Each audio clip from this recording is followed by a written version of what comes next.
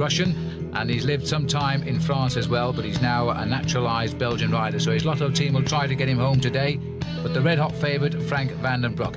Anyway, these are the riders. Let's now go back to the start earlier today in the square, and a huge crowd turning out in Ghent, this cycling mecca for many, many visiting cyclists from throughout the world, where all their careers begin. There's Frank van den Broek, the red-hot favourite. People talking about him as the new Eddy Merckx. Definitely, he's already got 2 victories under his belt this morning, but everyone's expecting to see a good ride by this man, Johan Museeuw. And his favourite lieutenant, Wilfred Peters, he's a great man as well. He's up there. And interesting to see the big change this winter, Axel Merckx. Last year was on Team Polti. Today he's riding for Mappé. And Leon van Bonde, second place in the World Championships last year. Always a man to look out for in these early Belgian classics.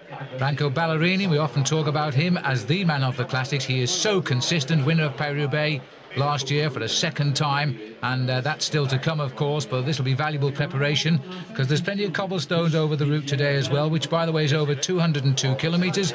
Not too far for riders of this calibre. A nice, gentle walk into the season, I think. Huge crowd. Andre Schmeel coming to sign in now that he is a Belgian. He's started to gain a certain amount of popularity. There was a big rivalry several years ago between Schmeel, then a Russian, and Johan Museeuw, who in fact was always a Belgian. And there is the current champion of Belgium for the second year, in fact, Tom Steels. And if it comes down to a sprint, few will get the better of him. Peter van Petegem, winner for the last 2 years of this event, looking for his hat-trick. Well, the race goes right through his back garden because every big race in Belgium goes through a town called Brakel. And in fact, it's not very far away from there that Peter van Petegem hails from. But the race is off, and it will have been blessed this morning by the Bishop of Ghent, because he's always there to bless this as the first real bicycle race in Belgium of any new season. Perhaps, Paul, blessed not the right word, but the doping vampires of the UCI paid their traditional visit at the crack of dawn this morning, testing teams, Rabobank, TBM and La Française des Jeux, all for the use of EPO, and I'm afraid that's a sign of the times now after the controversy which started with Festina in last year's Tour de France. So a torrid season perhaps in world cycling this year. It certainly is. The big attacks coming very early on, and in fact always Mappé, and again Wilfred Peters. Wilfred Peters, although a great lieutenant for men like Johan Museeuw, is turning out to be a great rider in his own right, and he wants to really put the cat amongst the pigeons and get this race really difficult before we get to the first climbs. But Phil, over the last couple of years, with the change to the finish in Lokeren, I feel that they've compacted the climbs in Het Valk a little bit too early on, and there's a big flat section before you ride from the final climbs up to the finish in Lokeren, and that gives everybody a chance to get back on. Well, that's true. In fact, 50 kilometres to go. The hills are all behind the riders, and so it probably leans a little bit towards the big sprinters, but you never know because conditions today are a bit miserable. Apart from being wet, it's quite cold. These, the 3 survivors of a break of some 8, and it's all that's left of them now as they try to hold off the race field behind, but they're closing in very quickly. It's a very difficult section of cobbles called the Volkerhemberg. The 3 leaders are Vermoot, Roesems and Moreni. They had a very big lead, but you can see once you get to the strategic part, the general impetus which is coming to the front of the main field, especially being set by Team Mappé here, will bring those riders back in the fold quite rapidly indeed. And I think everybody at the side of the road who's turned out in these awful weather conditions are looking to see just how Johan Museeuw is going to perform here, because it's almost a year since he was thrown to the ground in Paris-Roubaix and broke his kneecap and got that terrible infection which almost cost him his life. And it's amazing to see him back in the sport, racing again with a great amount of dedication. Well, Frank van den Broek was a rider on Mappé, but now, of course, he's switched over to Cofidis, and his teammates will be working against him today. They're perhaps thinking of a more important man on their team, the return of Johan Museeuw, anxious to prove to everybody after that horrendous crash in the forest of Arenberg last year in the Paris-Roubaix, he is now fully recovered, and it was a terrible time for him. There was at one stage his leg became infected after the crash, and there was talk of him having his leg amputated, and perish the thought. But he's worked very hard this winter, Paul. He looks very sharp. He looks very sharp and very keen indeed. I think one of the most important things for Johan Museeuw was, in fact, his wife trained as a nurse, and she was the one who encouraged him to go to hospital. He was actually saying, oh, I'll wait until the following morning. And if it hadn't been for his wife calling up the doctor in the middle of the night, it may well have been a very sad end to the story of Johan Museeuw and that infection. Well, let's see how he gets on. It's a big test time for Johan, because he will be thinking of another victory in the Tour of Flanders, and will he ride or will he not ride the upcoming Paris-Roubaix? because he openly admits now he is afraid of the cobblestones and the many crashes which are sure to ensue in that Queen of the Classic races. Now these three leaders, Paul, be slowly being wound in here as we look now at number 48, and that is Steve Vermouth, a Belgian rider on the Flandern 2002 team, and the other rider there, number 93, that is Bert Roussems. He rides for Tony Steiner Colnago. Well, Vlaanderen 2002 is a very good team. It's actually supported by the Belgian Flemish government, and the idea is to encourage riders into the sport of professional cycling. And very often what happens is the team manager there develops riders into good professional riders, and they go on to bigger teams. So it's kind of a Belgian farm school for the riders of the future of this country. And good to see too, because they have presented us with some good riders that have been passed on to other teams as well. Well, the lead was over 7 minutes, and there were more of them, but they've slowly been thinned out to this breakaway. We've gone over the Old Quaremont some time ago now, and the conditions, well, as you can see, they are very, very typically Belgian. And I used to remember, Paul, when I raced in Belgium, I think it was a new pair of socks every day because the weather and the mud just tore the socks to shreds. Well, you can see the conditions there. These roads just wind their way through what are very open farm fields, which is why the racing in Belgium is so difficult. There are no hedgerows, there are no trees, and what happens is the wind comes blasting across these fields and makes it very difficult to race in these conditions. And you can see in the main field, the pressure's certainly on at the front. This is Philippe Gaumont, who rides now alongside Frank van den Broeke, who changed this winter to come across to the French Cofidis team. He's at the front, putting a lot of pressure on because they realise now that they're trying to toughen the race up and eliminate as many riders from behind over these sections of cobblestones. And moving up into second, third place there, in fact, is Tom Steels, the Belgian champion, always omnipresent. This is the kind of race a man like Steels could win, because Steels, if there's a group of 15 or 20 riders left at the finish, there's not many riders going to beat him in the sprint. Well, I tell you what, these guys are just about hanging up the front here, but there's a lot of racing being done behind now for this time of the year.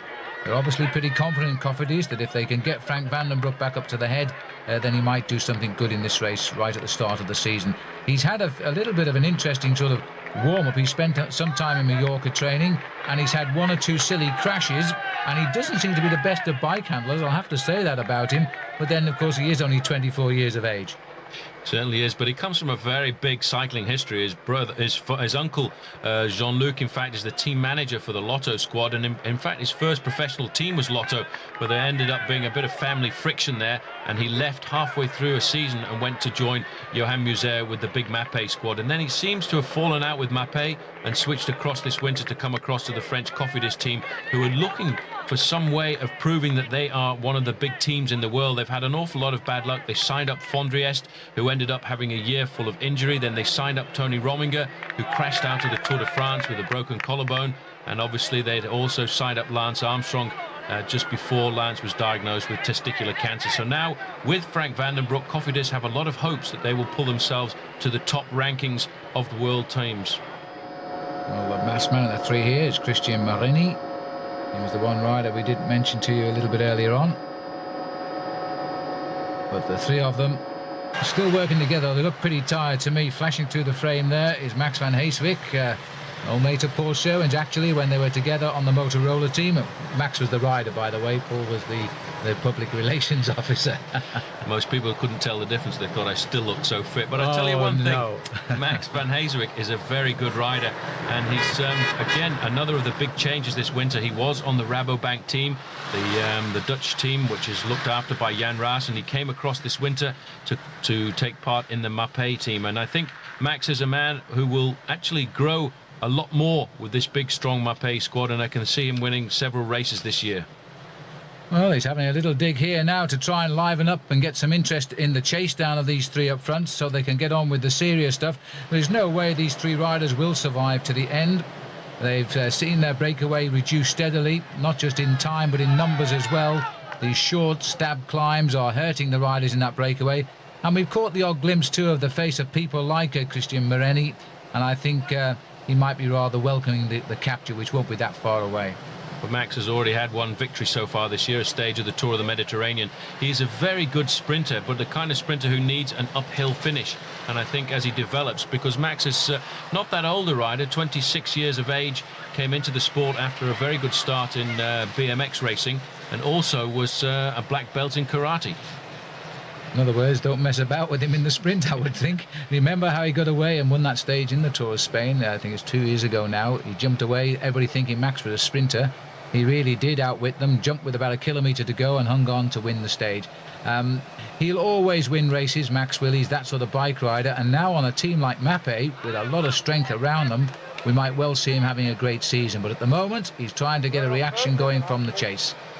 This is the great thing about Team Mapei. Nearly every one of the riders on the start line for Mapei this morning has a great chance of winning this event, which is why they can put so much pressure on a field like this. You can see now TVM also coming up to the front to keep the pressure on this main field. On every small incline, the teams are trying to split it apart. TVM today obviously working for their favourite Peter van Petegem, the man who doesn't live very far away from this course today. In fact, this course, the Het Valk, zigzags all around the southern parts of Ghent in the climbs like the Old Quaremont, the Mur de Grammont, which is very strange to see riders going up that so early on in the season. Well, people like Van Petegem, of course, they train over those climbs almost daily, and so they know them intimately. They begin to feel they own them, and they really do get upset when other riders try to get first over the top. I think it's a big inspiration for the Belgians. But TVM doing a fine piece of pacemaking. It looks, Paul, with Mapei, TVM and Cofidis, they carry the three favourites on their teams to take the race out, and clearly they've been told to go and chase these three down. Certainly that is the order that's come through. The order of the day is to pull back that lead, that group. There's a good picture there of one of the Cofidis riders who's come across, rode for Lotto last year. That's Peter Farazijn, a very good friend of Frank van den Broeke. And there, in fact, you can see, Phil, they're starting to pull them back into the fold. Yeah, that's one of the early riders who was Bray, the Palmans rider, and I can't tell you his name, but as we watch here now, Van den Broek has coolly come to the front and begin to accelerate. This man looks pretty cool right now. Got a little goatee beard this year as he starts to stamp on those pedals that bit harder. The Palmans rider is one of the early members of the breakaway, so he's back, which the three leaders, as far as we know, are still out front. Van den Broek showing a lot of class there. 2 victories so far under his belt this season. He's only been a professional since 1995, and already he's got a lot of victories under his belt. He's a great rider and still just 24 years of age, Phil. It seems as if he's been around forever. It is often the case with these young riders who make good so early on. He started out life with his uncle's team, Lotto, Jean-Luc Van den Broek, the manager there, but they didn't get on. Often their families are like that. And so Frankie went off and made his own way in Mapei. Now he's with Cofidis. But everybody has agreed this man has a lot of natural talent and should go places. Farazijn, the Cofidis man, tacked on the back, as Paul has said. And they're trying to get a group going here now. The other man, of course, we keep on forgetting about, at least I do, is the Lotto team leader, André Schmil, riding very well again this year. Schmil is a great rider for conditions like this. He's getting on in life. He's well over 30 years of age now. But these tough conditions really do suit him. He's a strong man. He was brought up in the former Soviet Union racing team. And when the going gets tough, you'll expect André Schmil to come to the front. There's a bit of a quack there, they call that in Belgium. That was Joe Plankart looking the wrong way. And one of the young riders from the new Crédit Agricole colours coming through there. I think that would be Stuart O'Grady, because O'Grady himself really excels in these tough early season classics. Yeah, like you call him a young rider, but I guess he is, Paul, having just returned from Australia with him, because we were in the Tour Down Under. I was the commentator, of course. He was the winner of the race, and what a marvellous occasion that was for Stuart O'Grady. The new Tour Down Under in Adelaide, replacing at last, the Adelaide people will tell you, the Formula One Grand Prix, which they lost to their rivals Melbourne. And the replacement, I tell you, is taken the place by storm. 750,000 spectators over 5 days. And O'Grady, after being appointed the ambassador to the organisation, played the ambassador role by winning the race as well. Now, I do believe, Phil, that in fact there was no confusion at all of deciding whether you were the commentator and he was the rider. Thank you, Paul. Very nice of you. That was the breakaway. We just saw Bert Roostens on the front, but now we're going back to a little organisation here. Now O'Grady, we know, has the form because of his great riding in the Tour Down Under. He's going to try and come over here with a little bit. He's joined by his Aussie mate Robin McEwen, who was very bitter at the fact that Rabobank made him go across to the team presentation in Holland rather than allow him to ride in that Tour Down Under in his own country.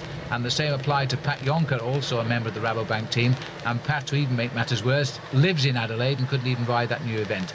So Rabobank made them go back home, and now they're together here trying to get something going.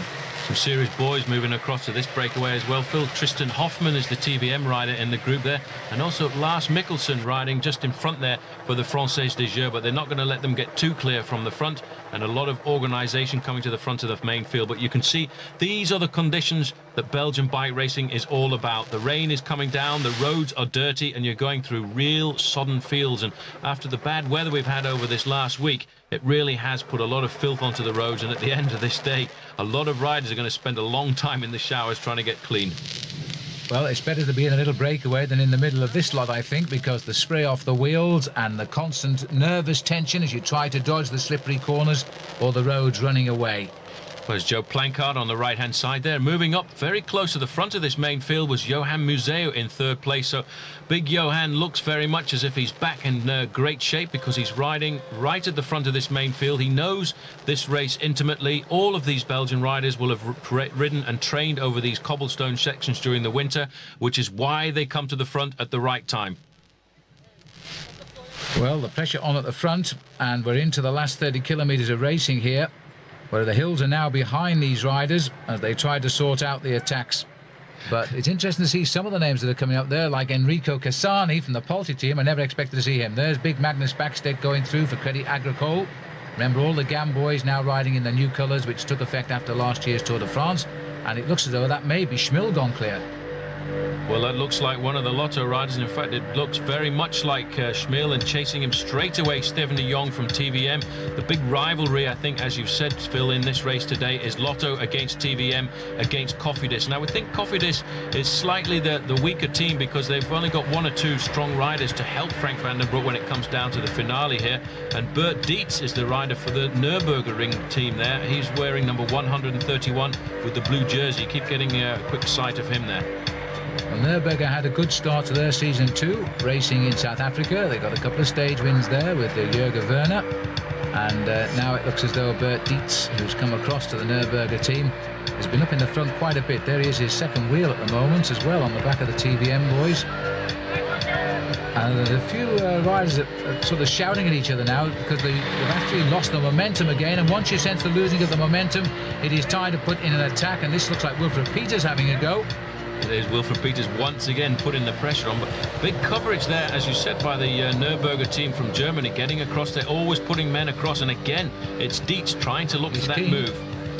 Leon Van Bon joining Peters. Now these are strong boys. Van Bon is a man for the classics, and in many ways he's a man who snicks many good stages. I remember his two victories in the much lost, lamented Tour du Pont in America. And since then, of course, as Paul said earlier, he's had a silver medal in the World Championships. And if he'd have read his sprint right, he might have been the world champion. It's a good move here again. Very interesting to note that Joe Plancard has been very much to the front over the last few moments. He's always looking to cover these moves. That Plancard going through in first position there. It is good to see now that there's a big chance for the Lotto squad. In the past, Lotto was always counting just on one man, Andre Schmiel, when it came to the classics. And now they've got a two-pronged attack because Joe Plancard, I think this year, is going to develop into a first-class classics rider. Again, the attack's coming, and once again, it's Rabobank. Rabobank are in excellent form this year. They've had a very good start to the season. This is Martin den Bakker, a former champion of Holland, trying to get clear, and now it looks as if they've broken the stranglehold. But you can see, Phil, again, Lotto putting a man across there, and again, it looks like Andre Schmiel is looking for the breakaway group today, obviously not confident of staying in the main field for the sprint. Well, I'll tell you what, this the way they're attacking now, sooner or later the elastic is going to snap. There's still a little wind blowing. It's keeping the riders in action. There's Plankert, his big claim to fame up until now was second in Paris-Roubaix, which he did back in 1997. And the super fast Paris Tours last year, he finished 8th in that. But right now, he's going to have to rethink his tactics. The weather's bad. It really is starting to come down again, and it's cold out there as well, around about 8 degrees centigrade, which doesn't get very high in the Fahrenheit scale either. Again, Dimbaka picking up the pace, trying to put a Rabobank man off the front there. Every time it slows down at the moment, there's somebody's got the courage to go off the front, try and keep the pressure up, because this race is nearly always these days decided by a breakaway, despite the fact that there's a long way to go to the finish line from the final climbs. And Dimbaka here, Phil, has opened himself up a very good gap, but it's a long way to go riding on your own, because the wind at the moment is predominantly coming from the front, which is why it's such a laboured style you can see here on Martin Dimbaka. Well, it looks pretty good to me, ex-champion of Holland, but there's another attack launched down the backside. That looks like Van Petegem maybe forcing himself back into the action, because Cofidis have marked him very sharply, and they, in fact, the field here now trying to put the strong men up front, and the rest could be out of it here. Team Home, Jack and Jones, who had a great tour down under, finishing second with Jesper Skibby in that one. Skibby riding out his final season of a long career. Back to the three leaders. We'd almost forgotten about them, hadn't we? And they now look to be in a little bit of trouble on the steep cobbles here. This is the Molenberg that they're going up now, and you can see these guys have been at the front of the race for so long. They don't have a whole lot of force left in their legs now as they suffer to get up this climb, and once the main field gets here, Phil, they're really going to fly up this hill, and they will eat away at the lead of these three men. Well, the old Claremont was the launching pad for the original breakaway, and that's a really steep and bitter climb in conditions like this. Many riders forced to walk in the peloton, and they've been away ever since, conquering the bergs of Flanders. The gap at one stage was 8 minutes. It's slowly come down now. They're barely 2 minutes in front, and we haven't got any time checks today on our screens, which is unusual. But they're definitely coming back, and judging by the fact they're losing their rhythm now as well, and sitting on the back here, not looking too happy at all, Steve Vermoet from Flanders in 2002. I think these three guys now realise that their breakaway has been one of those suicide breakaways to get some publicity for the sponsor, and they know that very shortly they're going to have all the big guns of this year's Het Vault breathing down their neck, coming into what is going to be the crucial stages when the big attacks really start to come thick and fast. But these three guys have put a great performance in to stay off the front on a race like this, because despite the fact that they went out very early on and build up that massive lead, over the last few kilometres it's been quite difficult pulling it back. But you can see, Phil, it's almost obvious the difference in the speed with the main field and our three leaders. And the TVM boys are driving now, so Van Petegem quite clearly the winner for the past 2 years, told his guys, I feel good, so let's chase these three down and leave ourselves with enough time to work out how we're going to deal with the closing kilometres. So the TVM boys have been told to get to the front and start driving back on those three riders out front. But remember, nationwide coverage in Belgium today for this. There's a sharp right-hand turn coming up now as we start the climb in the Molenberg for the bunch. So the gap is not that big, Paul. It certainly isn't that big. It was almost a bunch sprint to get into the corner there first. And it wasn't TVM at all. In fact, it was the men from Mapei who went round the corner there in first position. You're right. It's the dirt. It looks like dirty grey TVM jerseys. They've changed the colours this year, TVM. I'm not convinced I actually like the design, but I have to say that it certainly looked TVM there. You're right. It's Mapei on the front. Well, it was TVM who did all the pacemaking on the front, but when it came down to that final corner, one of the Mapei riders just flicked around there and put himself into a good position. Now, this looks like Van Petegem. It's so difficult to see the faces on these guys today because they're absolutely creased with the cold and the dirt that's been thrown up off these Belgian roads. And in fact, you can see the difficulty of that climb of the Molenberg, but the main field still around about 50 men in the group. Well, Max van Heeswijk was the rider also there for Mapei. And this really the last serious climb of the day. Van Petegem, his thick woolly gloves protecting his hands from the cold, although I think they're so wet now they must be freezing anyway. And he just sits on the centre of the handlebars there and rides right up the middle of the cobblestones. There he is. So Van Petegem is over the top. That looks like Max trying to get across to him, Paul, for Mapei. And there was one other rider tucked in behind him. Well, you could see the face on Van Petegem there, Phil. He's really suffered, as every rider in this event has today. But the cold is not going to stop him because he's a Belgian rider. This is the first major event in Belgium for the year. And he wants to ride well on his home ground. And he's looking at getting a hat-trick of wins. Well, he certainly damaged the field there, but not as much as I would have anticipated. We're probably down to no more than 50-55 riders now from the 193 who started. They're the only survivors, and we're around about 140 kilometres into the race, so we've still got quite a long way to go. Still about 60 kilometres to go to the finish, but you can see, in fact, of all the riders who started, there's not many managed to drag themselves towards the finish line. The difficult thing about a race like the Het Volk is you're never very far away from the finish. So if you're not feeling too good, you can always take a shortcut and get yourself back to the early showers. And that climb, it's not the climb itself, as you can see, that's caused the damage. It's the flat over the top of the climb with those winds coming across the road that are causing the main field to split up once again. Well, we've got Van Petegem and we've got Van Heeswijk, and the third rider is Lotto. It looks like the style of Joe Plankert. So they're the three leaders.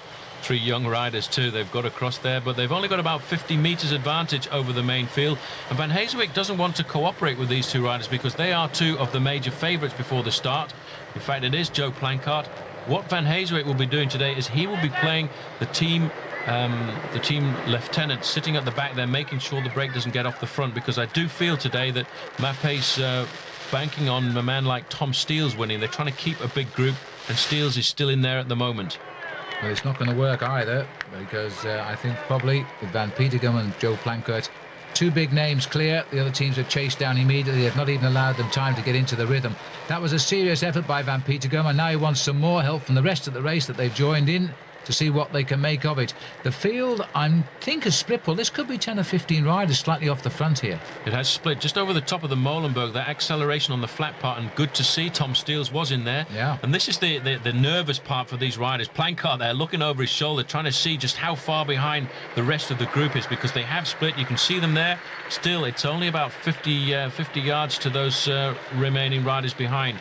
A lot of TVM riders in this group as well. Well, I really would have got on with the job here, because TVM Tristan Hoffman going around the corner there, he's riding very, very well. And they took it very cautiously over there. Is that Johan Museo at the back? It looks like it. Well, this man just will not lie down, and he looks very, very sharp indeed, because his accident last year, there was fears he would never ride his bike again. Amazing.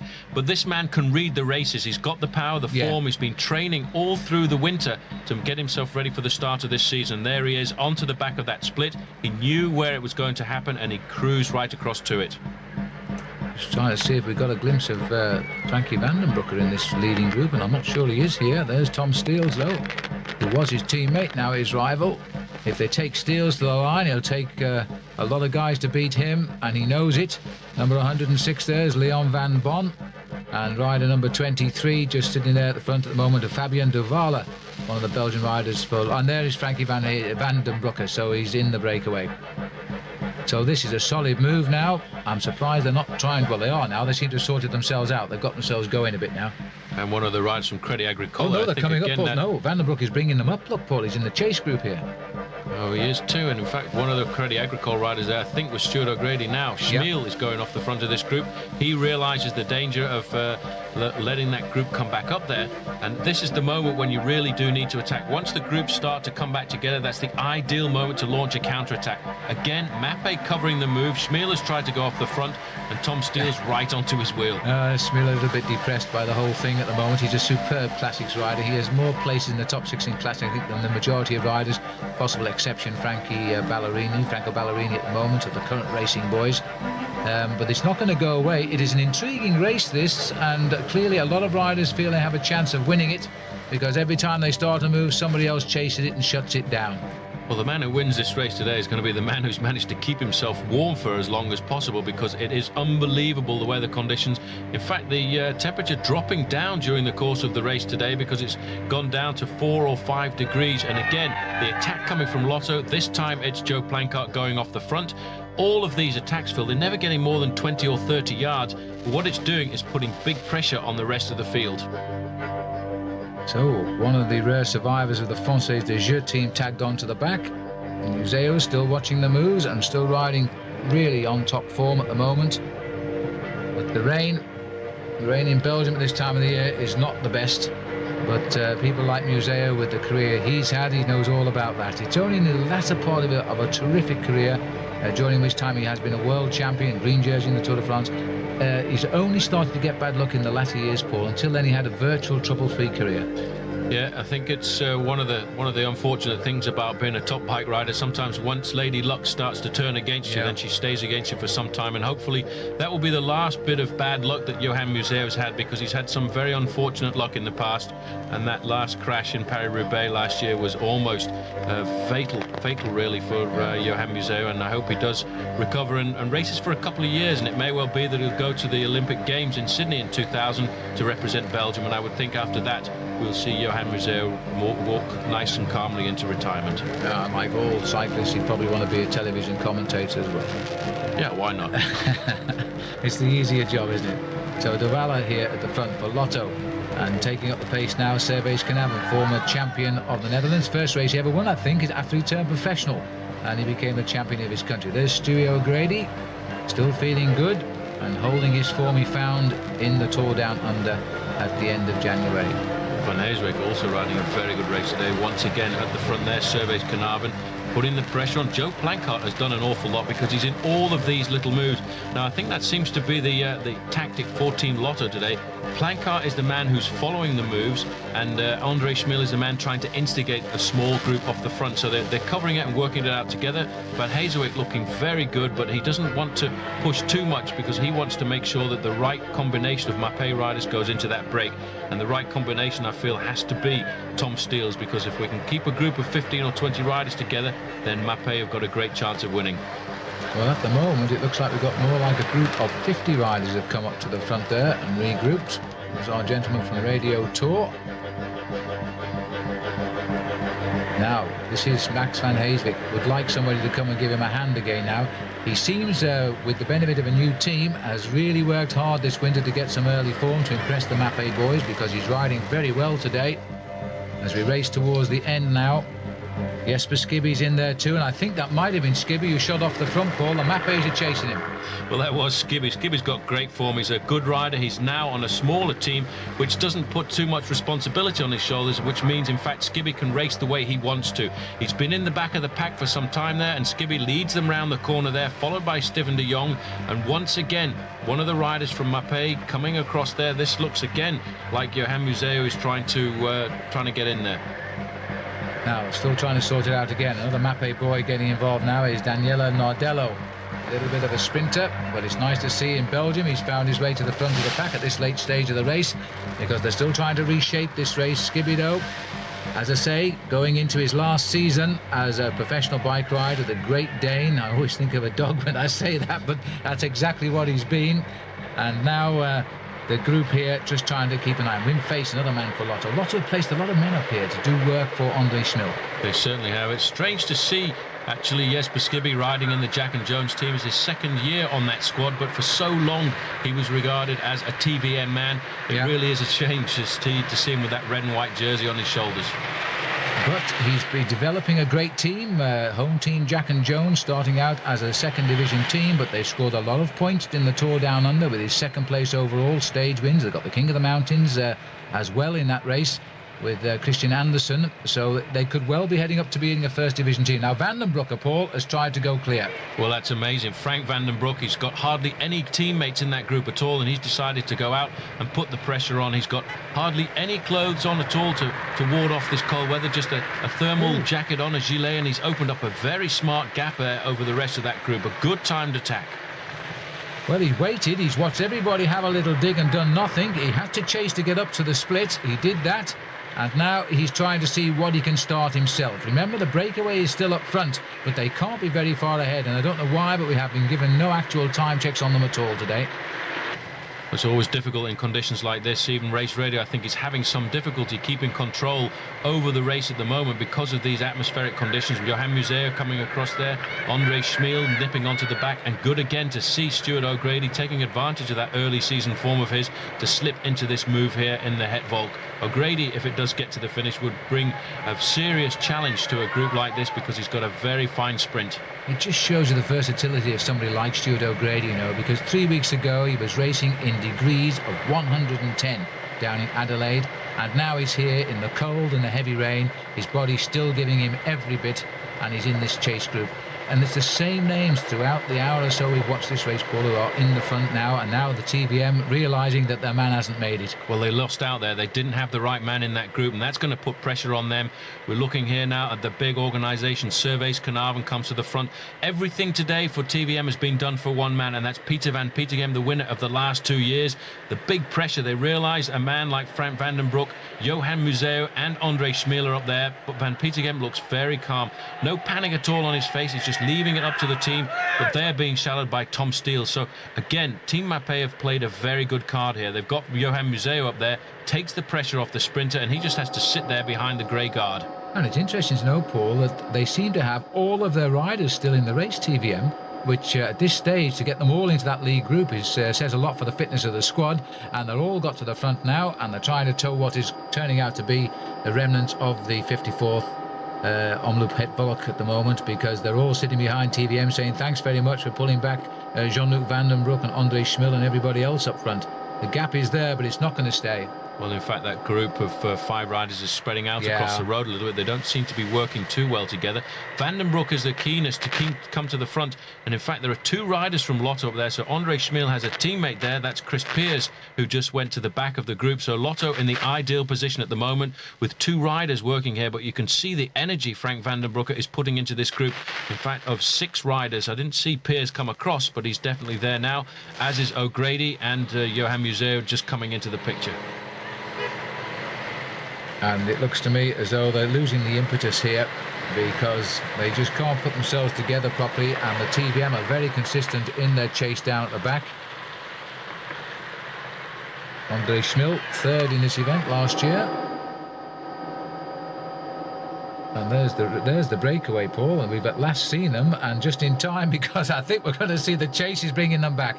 We're heading up towards Lawn and the cobble section of road, and it looks to me as though it's probably, Paul, about 35-40 seconds at the moment. And you can see the speed in the main group, though. All of the riders from TVM on the front there, and a big long line in the main field behind them.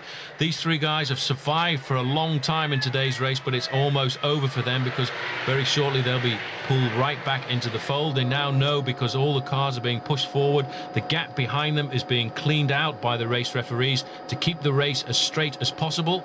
The group there with Van den Broek being pulled back into the main field because of the pressure of the TVM riders on the front, but that last acceleration has really brought an end to the breakaway of 3 riders who we've had at the front of this race for an awful long time. Well, it looks to me as though they've been caught at just on the 40 kilometres to go point, so there's still a lot of time here left to race. No more hills ahead of the riders now. There's still a bit of slippery roads and some narrow roads, though. But a chance now to rethink the whole format. Jesper Skibby riding probably his last Het Volk. He's always ridden well in the Belgian races, because on his shoulders the responsibilities of the TVM squad. Now it's the Mapei squad coming to the front now to try and organise this. Moving up there, 3, 4, 5, 6 riders from Mapei, and on the back Tom Steele. So that's obviously the order of the day for Team Mapei today.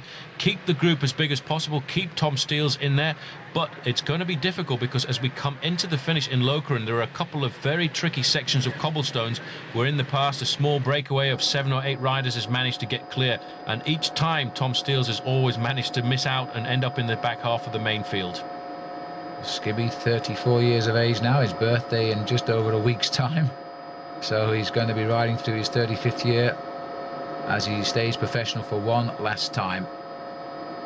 And his dad, Willie, he was in the World Championships and got a bronze medal back in 1966, and Skibby really has followed in his footsteps, had a tremendous career and been a great rider. Won some big races too, including stages in the Tour of Denmark and Tour of Spain. And I think great stage in the Tour de France a couple of years ago, at the top of a hilltop finish. He jumped away and it looked as if he was about to get caught, but he held off, and as he crossed the line, the whole of the main field came by him. Look, there in 2nd position, working for Team Mapei now, Axel Merckx. It's a great... nice to see Axel up there in a race like this, actually. It certainly is. It's an interesting note. There's always been a big rivalry between Frank van den Broek and Axel Merckx, because Axel Merckx, obviously the son of the great Eddy Merckx, in many of their amateur races. In fact, there was a lot of rivalry between the 2 riders, and it's strange to note that once Frank van den Broek left Mapei, then in fact Axel Merckx came to join them. And last year, 10th in the Tour de France. That's all's well for the future, even though we did lose a lot of riders in last year's Tour. Merckx did ride well in the mountains. He's got a lot of his teammates around him now. Wilfred Peters is here. Peters, a strong, solid rider, usually the top domestique on the squad, but seemingly doing a lot less work today. Maybe he's got a bit of a plan himself, because there's no real leader of the Mapei squad. They'd all love to see, of course, Johan Museeuw pull it off, but who's to know?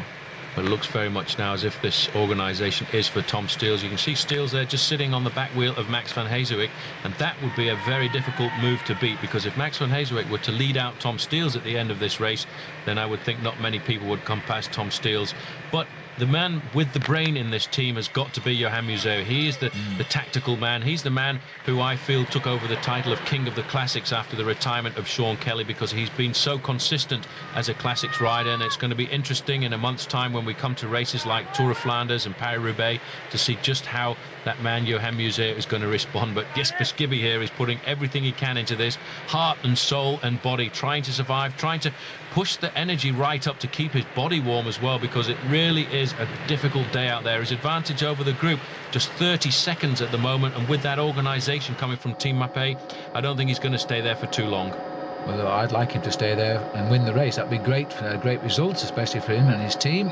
But it looks as though the organised behind, they're going to keep him up there. He's taking a lot of pressure off, strangely enough, paradoxically so, because while one team has got a solid tempo going there, the rest will hide and waiting for a counter-attack that might take them up to Jesper. It looks to be more than 30 seconds down there, but the view from the helicopter can be a little bit deceiving. That group is getting smaller, though. There's only about 25, 30 riders left in there now. Bit of indecision there as we come to this dual carriageway. A couple of riders got caught out there, and they'll have a hard ride because they're not actually on the back wheel of the main field. But still, the big organisation on the front, Axel Merckx, followed by Johan Museeuw, Wilfred Peters and Nardello in there as well, and they're keeping this right in hand. All in-house today for Team Mapei. They're certainly looking for the big victory. This is one of the top teams in the world because they have consistently won races throughout the season. But they're having to bring back the old veteran, a man who's been a pro for 13 seasons. Jesper Skibby, slightly in excess of 30 seconds the gap. Wilfred Peters now taking up the chase on the front. I've always regarded Wilfred Peters, if we assume that Johan Museeuw took over the role of King of the Classics from Sean Kelly, I have to say that I think Wilfred Peters takes over the role of Super Domestique from Sean Yates, because they're very similar kind of riders, very strong indeed, but only seem to excel when they're working for other people. Yeah, absolutely right.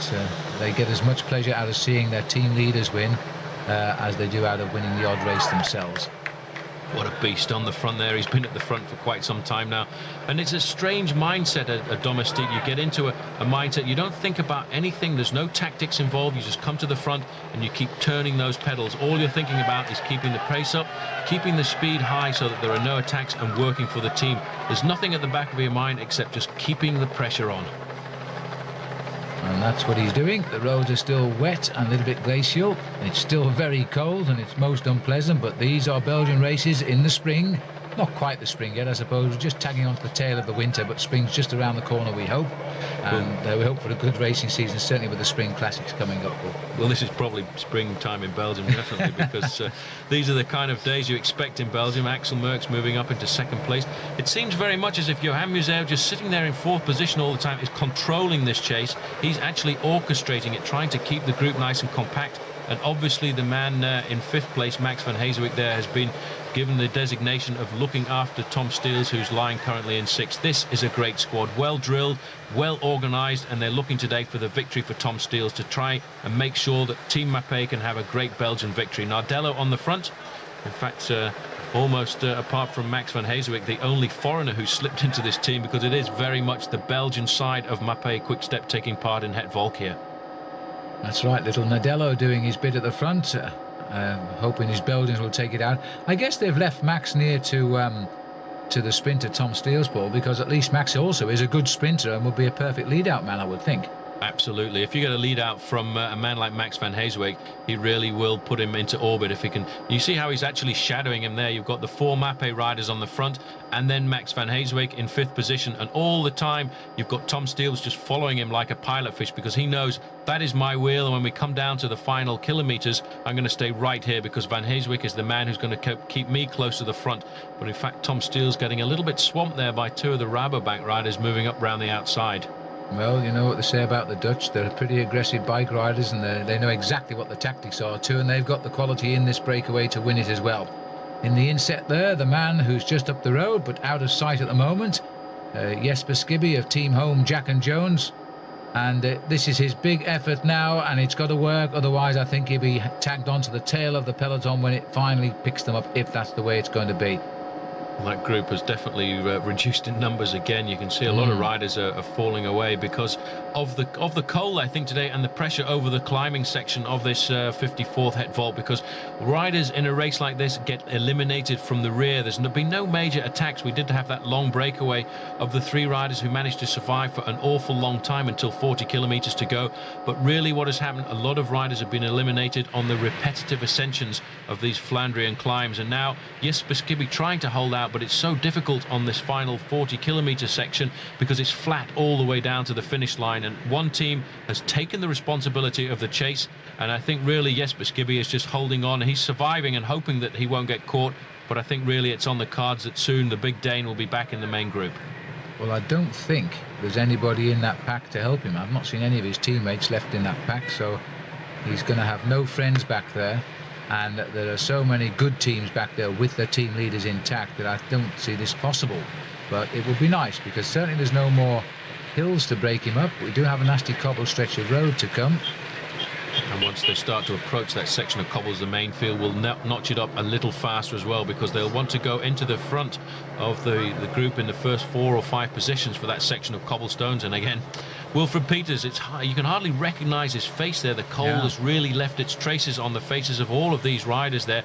They've really survived. This has been a tough event, and there's one of the beautiful castles in the area just outside of Ghent that we're going past now, and that's a great place to go and visit if you want to. So I wouldn't mind owning that. It's quite pleasant, isn't it? It looks like your house anyway. Absolutely magnificent. The race turning their backs to it now, though, as they concentrate on bringing back a Dane in Belgium, who is still up front, and he can't be much out of our picture either, because this race behind is very, very quick right now. Mapei doing all of the work, and I'm not quite sure as to why, other than possibly they'll bring the race up for a Tom Steele sprint victory. Another section of cobblestones, probably not even marked in the race book, where Jesper Skibby, looking over his shoulder, he's got a fair idea that the main field will soon be boring down upon him. Looking back there, they've taken all the cars out of that group, and still 5 Mapei riders on the front looking after the man in the Belgian champions jersey, Tom Steels. Mapei definitely doing the job this afternoon. They've decided this is going to be the race that we'll keep together, but I do feel that they're doing a little bit too much too soon, because when we do come to the strategic section of cobblestones towards the end, these guys have done an awful lot of work, and it's then going to be up to their man Tom Steels to defend himself on the cobbles. And in the last couple of editions of Het Valk, he's never really managed to do it. Well, that's it for Jesper Skibby. I think it is, and we're around about 25 kilometres from the finish here too. This is long, and in fact he's caught, and Tom Steele's back in the thick of it. He won the race back in 1996, but Van Petegem took over a couple of years now, and Van Petegem must not be, we must not forget, he's still part of this group, and will probably be quite pleased that he isn't having to use his TVM boys right now, because there's plenty of volunteers from Mapei to set the pace. Plenty of volunteers in the shape of Wilfred Peters once again on the front. Steam engine. He's unbelievable. In second position there, Johan Museeuw, keeping a very good eye on Tom Steels, making sure that Steels is at the front. You see, Steels has never yet been into the wind. He's saving himself right at the front of the pack here, keeping himself nice and comfortably in position to the front of this main pack, but never actually using very much energy. Again on the left-hand side, there's Vandenbroek moving up once again to the front. Frank Vandenbroek, who placed that searing attack some while ago, but today trying to come to the front, because now we're approaching what is going to be very shortly another section of cobbles, which is why you can see everybody moving up around the outside. This is the moment when the next section of cobbles could split the race. My goodness me, it was a bit slippery there. The riders weren't too sure on the tight turn. I thought we were flicking onto the cobbles. It wasn't to be. But I thought Van den Broek had told his teammate to bring him up to the front there to launch an attack, and they lost the track a little bit, and Peters has kept his place, and nobody will beat him. He's a great bike rider too. Well, Van den Broek moved himself up nice and comfortably there. He's come up to the wheel there of Johan Museeuw. He realises Museeuw is the man with the brain, the tactical knowledge. Yeah. He knows exactly where he wants to be at any instance in this race, Het Volk. And in fact, because of that confusion there, Tom Steels has moved back 5 or 6 places, so he lost it going around that corner there. But these races and these roads in Belgium are so scary, because you can see at the side of the road, although they're racing on a concrete surface at the moment, the side of the road there is cobblestones, and that is actually where a lot of people park their cars. And the danger in Belgium is when you're looking to try and ride out of the wind, you're trying to protect yourself, you ride too close to the end, and there's a little ridge down the side of that road there, and the riders call it Death Valley. And if you get that, it's very, very easy to cause a crash, because you can't flick yourself back onto the road, and that's what a lot of the crashes are caused by in the races in Belgium. Well, they're all making a right-hand turn here. Still, the Mappé boys are on the front. General regrouping at the back. Nobody under too much pressure at the moment, because there's been a slight slackening in the pace. And they know now they're approximately, 20 kilometres from the finish, about 12 miles left to race, and the riders now are going to have to work out, can they split up this field, or are they going to hand it to Tom Steels on a plate, or maybe Peter van Petegem for a third year? Well, we're getting close now to the section of cobbles. The number of Mappé riders on the front there has certainly decreased.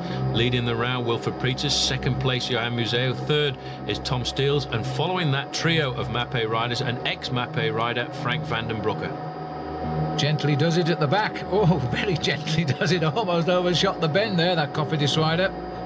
I thought perhaps he had a flat tyre, but he's got himself going again. It's not Van den Broek. Could well be Philippe Gaumont. A little bit over-geared as well there, trying to get himself going rider, again. Wasn't it? Yeah. Camera at the back there, just checking out to see if it was. And that looks like one of our early breakaways there, who's now in trouble. Roussems, I think it is, who has done well to hold on to this break for as long as he has done. He certainly has survived and stayed in the front at Het Volk, but at the end of the day, these guys got a lot of publicity for their teams. That was a short section of cobblestones. There's still one very long section of cobblestones to go before we get down to the finish in Lokeren there. And I think Philippe Gaumont, who went off the back there, is going to have a hard time getting up to this group. But he came around very... Oh, and there was almost a flick of a back wheel there. I thought there was trouble. Now we're onto the cobblestones again. This is going to be the last real chance to hammer home an advantage here. And Peters is accelerating again. Tom Steels, though, now, Paul, is taking a much, much closer notice of his teammate and has moved very quickly up towards him. Peters is a beast, I have to tell you. He's come to the front there. He knows exactly who's on his wheel. He just looked under his arm there to see if he could see the shape and colours of the Belgian national champion, Tom Steels. Steels is there, and all he wants to do is get across this section of cobbles as quickly as possible and try and explode the group of riders behind him, because now Wilfred Peters, despite the fact that in the past he's won a Wevel game himself, is now thinking about the team. He's thinking just about Tom Steels. Up there into third position, another Mappé rider, and it's working because there is a split in the group there. There's about 6 or 7 riders going clear, 8 riders going clear, 3 Mappé riders in the group. At the back, there's been a bit of a problem there. One of the riders from Lampreys had a difficult time there. That's Zevgeny Spruk, who's gone off the back, and I don't think he'll be seeing the group again. No, he obviously overshot that bend and went down, I think, judging by where his sunglasses are in his mouth. And there has been a split at the back, because this is caused by that fall, I think. And the guys just slipping out. Is that Jesper Skibby who's coming off the back as well? So Jesper's trapped at the back. He's had his moment. I said earlier he wouldn't get a second shot at it, because the race has gone under pressure at the front now, and I wonder who's caused it all. Certainly Peters, certainly Steels. Van den Broek is there, Van Petegem is there. This is looking like a very serious move indeed. And Knaven coming across as well. So this is going to be interesting. There's a couple of riders from Mappé, there's a couple of riders from TVM, and Frank van den Broek is on the front, putting the pressure on there. Right on his wheel, one of the riders from Lotto, and I think Andre Schmeel is in that group as well. Now, any sign of Johan Museeuw being in there? Because this is could well be the decisive move now. I think, in fact, that's Museeuw in front there. The pressure was put on by Wilfred Peters going into that section of cobblestones, and Van den Broek was actually recovering there because he was left behind a little bit on the section of cobblestones, and the group now swelling to around about 9 men. Well, we are now being told, in fact, there are now 20 kilometres to go. Servais Knaven at the back, the former champion. His team captain is up here as well, the winner for the last 2 years, Peter van Petegem. Andre Schmeel is here, Museeuw is here. I think Joe Plankett has also got himself up here. We know that Steels and Peters are here because we saw them launch the attack. This is really the men who've made all the race are now up here at the front, and that is Museo now sitting at the back, number 15. What a shrewd operator, Paul. He just reads these things. He knows exactly where he wants to be at every stage of this race this afternoon. Every time they've come to a section of cobblestones, he's flicked his way to the front, got onto the cobblestones in 4th or 5th position, and now he's sitting at the back of this group. He's got a man who's gone off the front there, I think is Wilfred Peters, and that's why, in fact, Johan Museo has come to the back here, sitting back just to see how the race develops. Servais Carnarvon there in front, leading them around, and you can see how dangerous these corners are. You come off a section of tarmac and onto a section of cobblestones. Well, it's like riding on sheet ice at the moment. They're so wet, and you've got to take a little bit of chance, of course, and it's always the Belgians and the Dutch who are so good at controlling the bike under these conditions. There's André Schmil. He's a Belgian now. He was, in fact, the last champion of the old Soviet Union back in the early 90s. Then he became a Moldavian, and now he's a Belgian. And he's now giving them some pain here, because I think this should be the winning move. After all, we've got the guys up front who matter now, and the team should be turning off at the back. Well, sitting in this group as well is Peter van Petegem. A little bit further back, he too is looking to try and get himself that hat-trick, but at the moment the pressure is always being put on the front by Wilfred Peters, and that was an excellent move there by André Schmil. Schmil is looking for a victory here in this race, and that's why he's gone off the front. At the back, Johan Museo seems quite happy to sit there. I think he's just waiting to see how the chase and the operations at the front of this group develop, and he's trying to save a little bit for the finish. They can't blame him. He'll be unsure of his form as well after almost a year out. He started to race towards the end of last year just to get his legs turning over, but obviously after a winter of work, he's now come out with serious intent. He's got his team sprint man up front in Tom Steels. He's got the team strong man up front in Wilfred Peters. So why should he work at the moment? They should keep a third man fresh as they can. That's his thoughts. He's tagged on the back. Lotto have done well. They've got looking like 3 riders up here, Paul. We know that Plankett is here, Schmil is here, but they've got a third helper on board as well. And Mappé done excellently too, because they too have got 3 riders. The lone man in that group is Frank Vandenbroek, and once again that's the disadvantage of moving to a team like Cofidis. Cofidis is a team that will ride well when we go to the Tour de France later in the year, but for Vandenbroek, he finds himself, and he will find himself throughout, I think, all of the classic season, isolated when it comes to the crucial moments of these races. That's the disadvantage of moving away from a team like Team Mappé, because Mappé have got 3 riders in there at the moment, and each one of those riders has got a great chance of winning, although I don't think the win is going to come to Wilfred Peters today, because he's just done so much work at the front of this group, and he's moved himself into 2nd position there, letting the Lotto rider in front set the pace again over this small road. I think it's Chris Pears actually who's got himself up front there to do some pacemaking. He's been riding pretty well. The only other Lotto man in the thick of the action was Wim Face, but I think that's Pears. That breakaway is going clear of the main field now. That's why they've allowed this flotilla of motorcycles in. What a colourful bunch they look to today, as they tuck in behind to get the shots of what may well be the winning break now. Let's have a look. It's opened very quickly, and really that bunch has turned off, hasn't it? It certainly has. There's no real big team who's going to chase. TVM have been the team at the front doing a lot of the work, as have Mappé. So one wonders which team has got the strength to try and pull back that leading group of 9 riders. There are a couple of green jerseys there from the Crédit Agricole team, but I would think after the kind of riding that Stuart O'Grady's got, Crédit Agricole don't have the power left in their machine to pull back this leading group of 9, because most of these guys are the favourites for the victory today. We've got Vandenbroek there sitting 3 from the back, Van Petegem right on the back with his teammate there, Servais Carnarvon. Carnarvon will be trying to look after Van Petegem when we come down to the sprint finish. And obviously a man like André Schmil, I would think, will be looking for the late attack, because Schmil, when it comes down to a sprint with riders like this, will be trying to make sure that he can survive by getting clear towards the end of the race.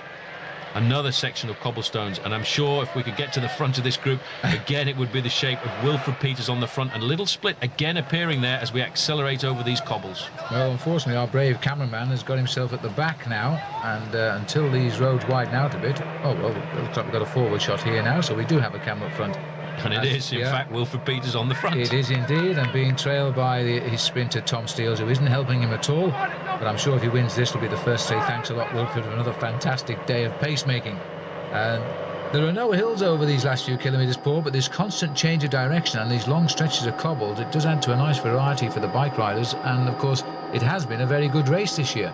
It certainly has. It's been an excellent race, and there's been a lot of attacking and a lot of Belgian riders to the front, because this is a race which in the past has been dominated by Belgians, but in recent years the Dutch have really come up there and proved that they too feel very much at home in a race like Het Valk.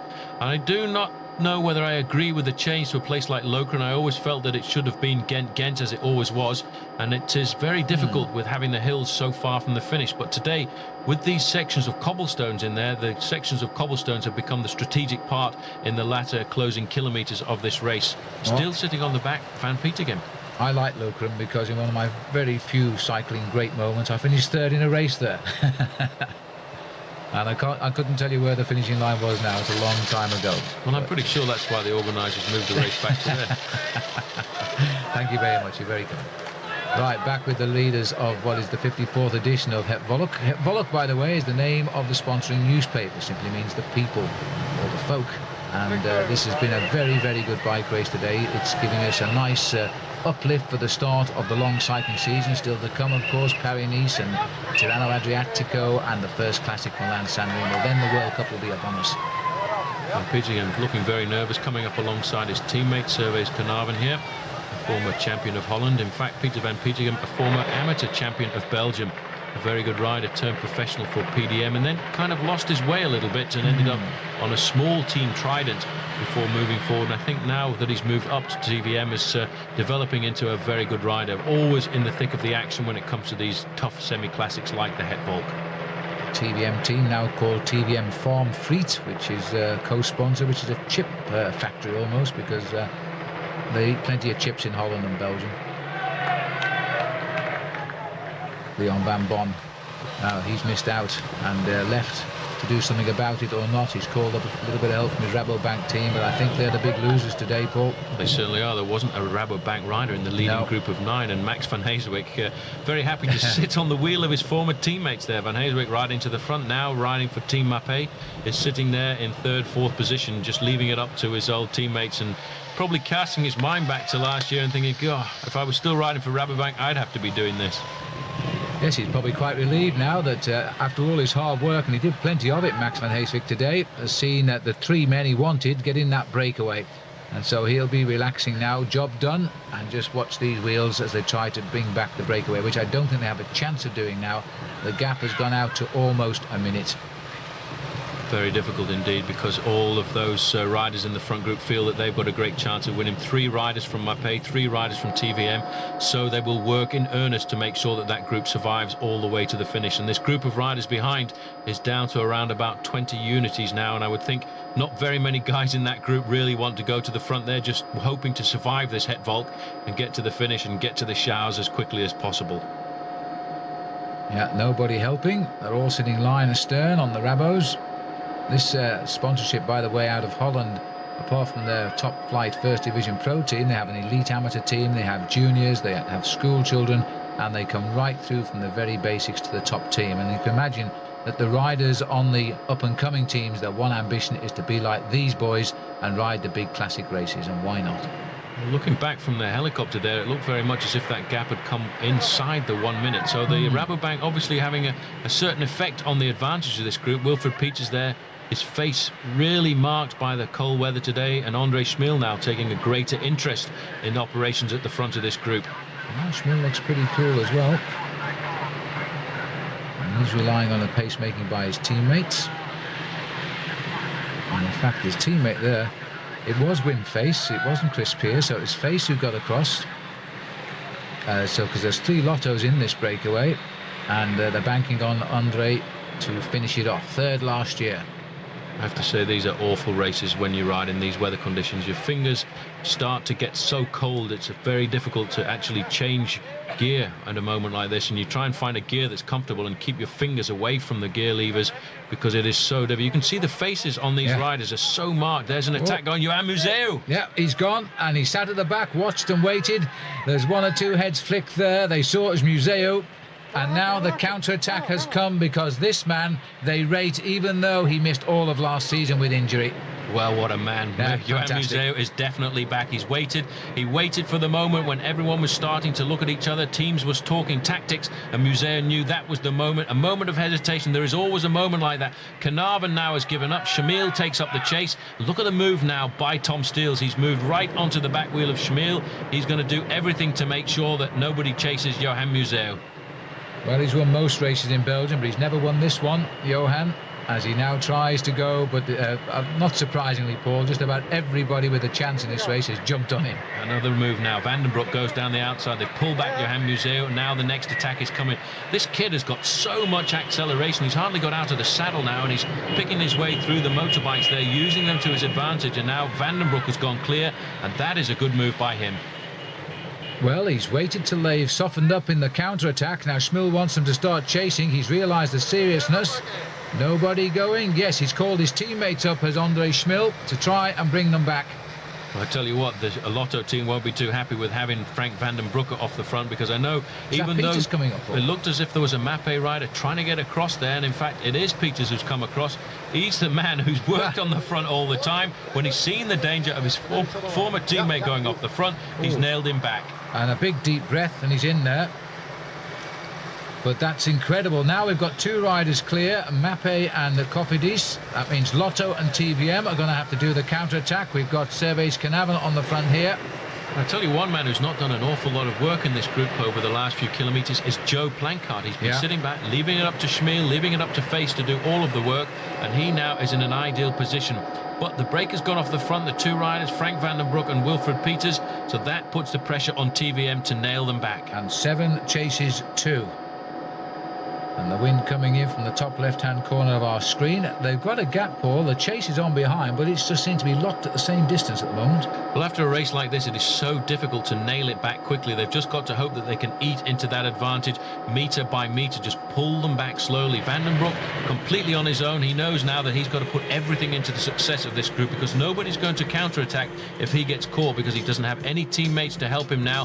The advantage is still looking pretty good. They go over that motorway bridge, and they realise then that they don't have too far to go to the finish. We're not very far now from Lokeren, and another section of cobblestones.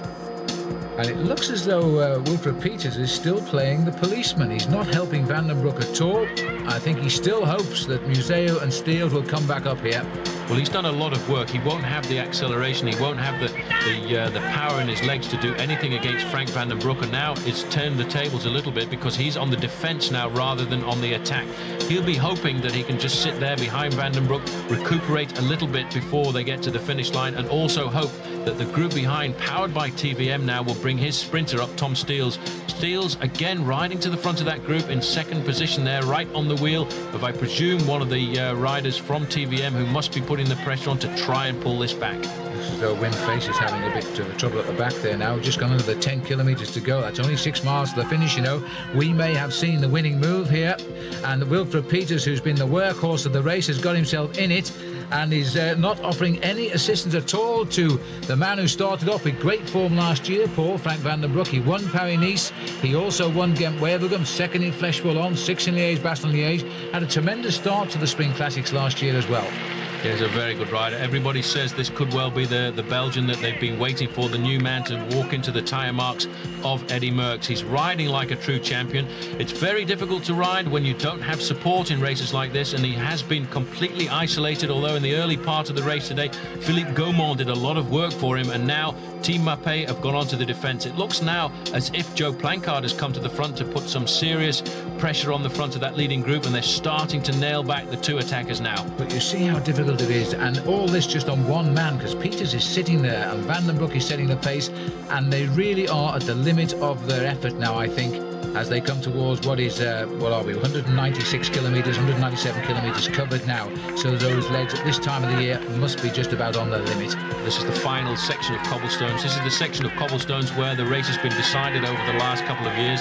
This is where the breakaway has gone. They've gone away from a group of 20 or 30 riders, and today Frank Vandenbroek attacked before they got to the cobblestone sections. Immediately after that attack by Johan Museeuw, who today has proven that he's back to the top of world cycling. and their advantage is still hovering. It's 20-30 meters. Yeah. And there's only one man chasing on the cobblestone sections, and I'm pretty sure that was in fact Joe Plancart, but he hasn't managed to nail them back, and their advantage is still holding. But I think, Phil, they're going to pull them back now.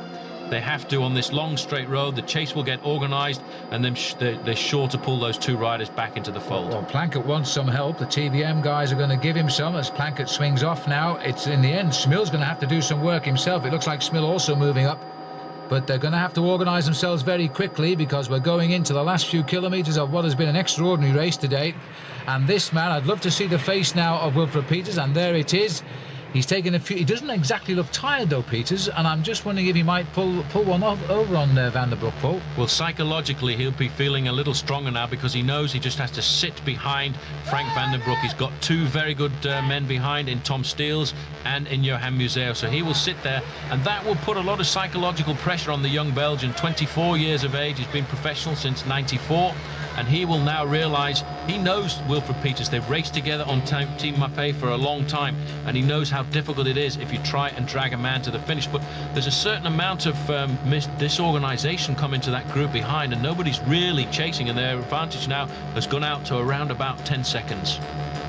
Well, surely if Van der Broek continues to pace Peters right to the line, Peters is going to take him in the sprint, because he must be feeling a bit pressure. Somebody's turned the screw a bit tighter at the front. It could well be Van Petergem himself who's gone up to the front now. Can happen to the other man in this breakaway.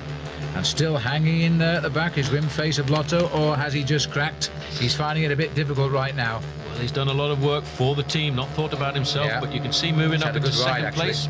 Marking that move there is Tom Steels. In fact, I think Steels believes exactly what you feel, that in fact Wilfred Peters has got a good chance of winning if the two stay clear, because Steels is actually adopting tactics to try and slow down the success of this seven-man chase. And there's a bit of panic setting in there now as everybody's sort of trying to scrabble to the front. There's no organisation. This is now Knaven, and it looks as though the gaps are still here. Wimface is just hanging on to the tail end of the whip, and it looks as though his teammates are also getting a little bit tired now.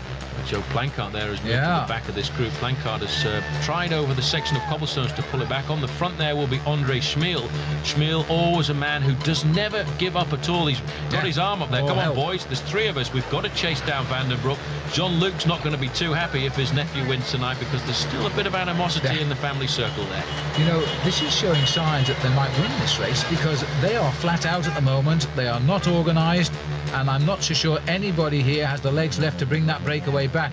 And they're hanging just in front of them, annoyingly close, and they can't get to them, and there's a bit of panic back here now. Look at the work there by Mapei. Johan Museo there waiting for the acceleration to come, moving himself up into second place.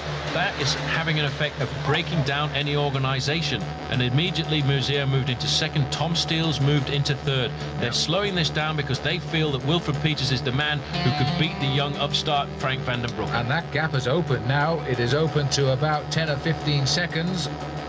There is panic behind, and they are not getting themselves organised. There are two passengers in as much as Museu and Steels.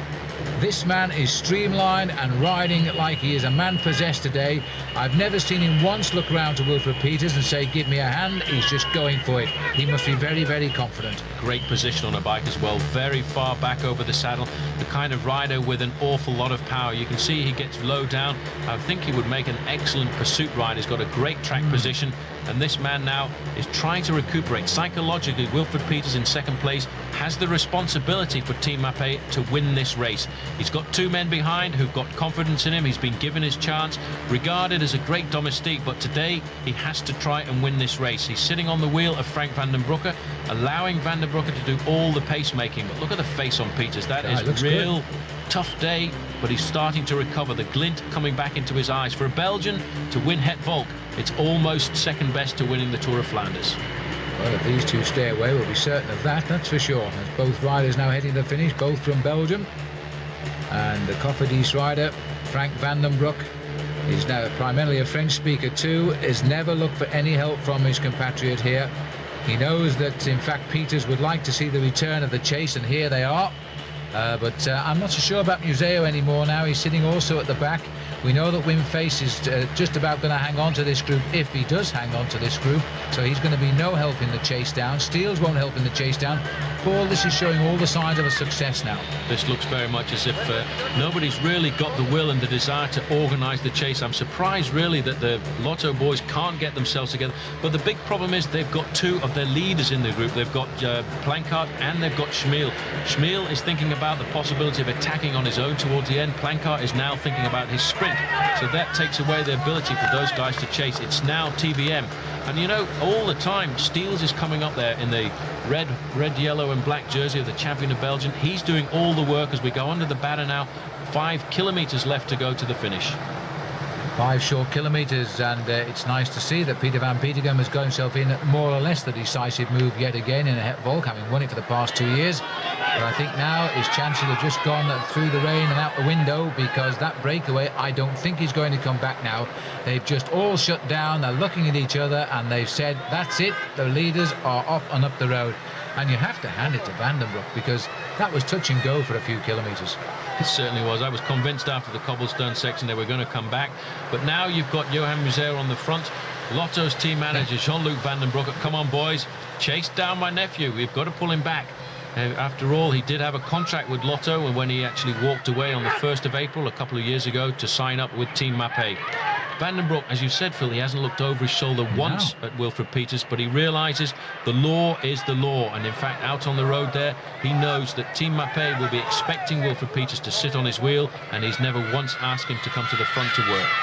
The kings of the classics, Mappé, they don't really have candidates for big stage race victories, but they certainly know how to ride these classic races around the world, and they've got the team to deliver the goods as well.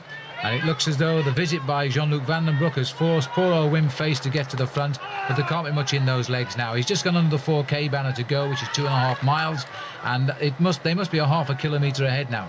I think the gap now is stretched out to about 25 seconds. Yeah. And you can see there is no organisation in this chase at all. They've not got the energy. The fact that Wim Face has come to the front after being dropped shows that he's just recovered, really, because the group slowed down and he managed to get himself onto the back. He's only gone to the front with the last little bit of energy that he's got in his body, because team manager Jean-Luc Van den Broek came up alongside there, shouting at the riders, come on, you can't let this race disappear from us. We're in the closing kilometres. You've been on the bike now for nearly 5 hours, just a bit more.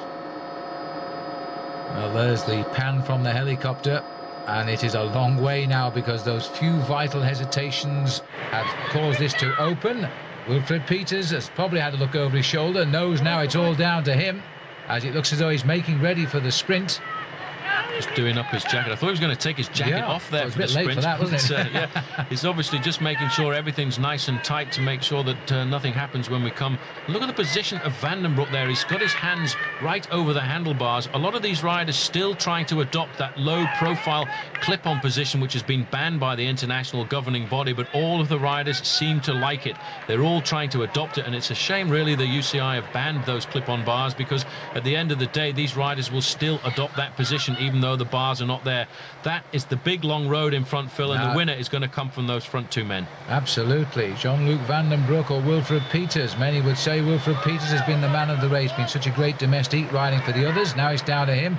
But on the other hand, you cannot fault, as we go under 2 kilometres to go, the effort that's coming out of Jean-Luc Van den Broek. And at last, he takes a real long, hard look over his shoulder, and another one to make sure.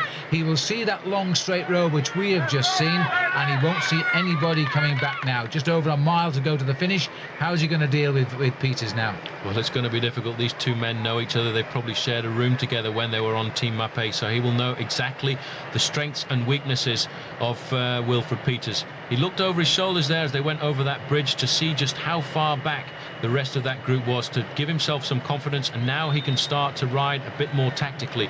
Over the last 10 kilometres, it's really been all out, full power for Frank van den Broek, and what he's thinking about now is, how am I going to win this? How am I going to outfox Wilfred Peters? Because every bike rider in Belgium has a good sprint, and he realises you can't drag somebody to the finish. The advantage there, I make it on my clock, about 30 seconds to the chasing group of 7 riders now, and there's no chase at all, because Museeuw is up into second place. They're just making sure that they shut down, and it's now going to be one or the other of these two men we're looking at, Phil. And again, Van den Broek checking over his shoulders to see how far behind that group of 7 are. Into Loughran now, 45 wins under his belt. He's had 2 wins already this year, by the way, Van den Broek. He started off with the opener, the Grand Prix Marseillaise, and then he won a stage of the Ruta del Sol. And now 1 kilometre to go, Paul, and he's starting to worry about the presence at last of Wilfred Peters. Peters putting his arm up there. Somebody was shouting to him from the side of the road. But now it's going to be a very difficult sprint for Van den Broek. I'm sorry, I can't work. I'm not allowed to. That's exactly what he's saying. He said, the rules are the rules, you know them. I've got Museo behind, I've got Schmiel, I've got Museo and Steels. Those are the 2 guys I have to wait for. So, sorry, Frank, it's all up to you. But the thing is that Van den Broek, even despite his tender years, he knows exactly what to do here. He's checked the distance behind. He knows they're not going to come back now. We're looking at 35, 40 seconds. He doesn't want to lead out Peters, so he stopped racing here to try and get alongside him. Peters, with the massive experience career he's had, is making sure that Van den Broek stays right in front of him. Peters now is trying to force Van den Broek to start the sprint in first place. He wants to come off his wheel. The main group now coming under the 1 kilometre flag. They're about 500 metres behind. And Van den Broek playing perfectly. Keeping an eye on Peters. He's tempting him, trying to push him to make the move first. But you know what? Peters is too good for that. He will not fall into this trap, and he will force Van den Broek to lead out the sprint. And one thing's for sure, Peters isn't going to give it to Van den Broek as a present for all the work he's just done. He is looking for the win here. Van den Broek knows it. It can't be very long now. 200 metres to go, and still they haven't started sprinting. So Van den Broek is going to make Peters start the sprint. Peters comes up on his shoulder and starts the sprint, but there isn't a lot of kick in those legs, because look at the lively, youthful legs of Van den Broek. It is going to be a formality despite the stage racing, the pacemaking he's done. He comes clear here. Peters sits up. Jean-Luc Van den Broek's nephew, Frankie Van den Broek, gets the victory, and he's just ahead and will be in the same time as Wilfred Peters. The race now for 3rd place. Now, the reason for Peters was to try and get Steels the victory. Steels is going to prove he would have been the best, but now he's going to have to settle the 3rd place. The man on his shoulder there is Schmiel, and Plankett is just behind his teammate Schmiel.